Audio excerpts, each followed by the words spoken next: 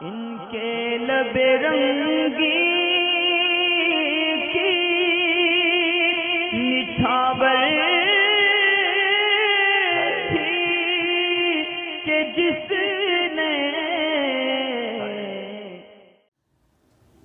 اگر فرض کی آخری 2 رکعات میں سورہ فاتحہ کے ساتھ سورت نہ ملائی اور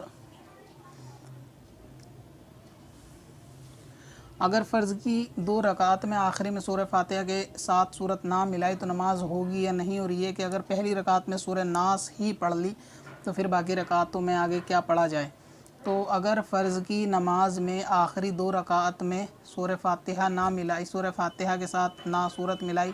اور نہ سورہ فاتحہ پڑھی تو ان صورت میں بھی نماز ہو جائے گی۔ یعنی فرض کی 2 آخری رکعتوں میں سورہ فاتحہ یا اس کے ساتھ سورت کا ملانا یہ واجب نہیں ہے، لہٰذا اگر کوئی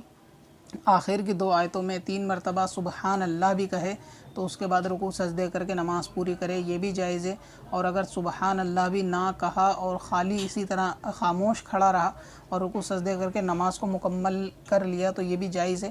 لہٰذا خاموش کھڑے رہنے سے بہتر ہے کہ 3 مرتبہ تسبیح پڑھ لی جائے، وگرنہ یہ کہ سورہ فاتحہ ہی پڑھ لی جائے۔ ہاں، اس میں سورہ فاتحہ آخری کی 2 رکعات میں فرض کی یہ فاتحہ پڑھنا بھی ضروری نہیں ہے۔ بعض لوگ یہ سمجھتے ہیں کہ شروع کی 2 رکعات میں سورہ فاتحہ اور کوئی سورت ملانی پڑتی ہے اور آخر کی 2 رکعات میں صرف سورہ فاتحہ پڑھنی پڑتی ہے، تو یہ پڑھنا بہتر ہے مگر یہ ضروری نہیں۔ سورہ فاتحہ اگر نہ بھی پڑھی، 3 مرتبہ سبحان اللہ کہہ لیا یا یہ بھی نہ کہا، صرف کھڑے رہے تو بھی کوئی اس میں حرج نہیں ہے، لیکن خاموش کھڑے رہنا تو کوئی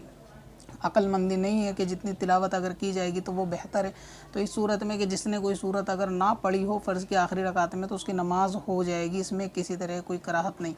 دوسرا یہ کہ اگر پہلی رکعت میں سورہ ناس پڑھ دی جو کلام مقدس کی آخری صورت ہے، اس کے بعد کوئی صورت نہیں ہے، تو پھر وہ باقی رکعتوں میں کیا پڑھے؟ تو قرآن پاک کو جان بوجھ کر یعنی جان کر الٹا پڑھنا کہ پہلے سورہ ناس پڑھے پھر سورہ فلق پڑھے، اس طرح الٹی ترتیب سے پڑھنا یہ مکروہ تحریمی ہے اور یہ ناجائز کو علماء نے لکھا ہے کہ یہ صورت نہیں کرنی چاہیے۔ ہاں، اگر کسی کے ساتھ ایسی صورت پیش آئی کہ جو سوال میں درج ہے کہ کسی نے بھولے سے بے اختیار اور دھوکے میں نیت باندھتے ہی پہلی رکعت میں سورہ ناس کی تلاوت شروع کر دی، تو ایسی صورت میں اس کو چاہیے کہ باقی رکعتوں میں بھی سورہ ناس ہی کی تلاوت کرے، یعنی سورہ فلق کی تلاوت نہ کرے۔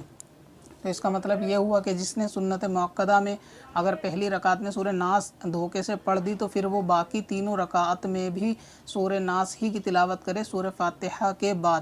اور اگر کسی نے فرض میں سورہ ناس کی تلاوت پہلی رکعت میں کر دی تو اس کو چاہیے کہ دوسری رکعت میں بھی فاتحہ کے بعد سورہ ناس ہی کی تلاوت کرے، قرآن شریف کو جان بوجھ کر یہ الٹا نہ پڑھے۔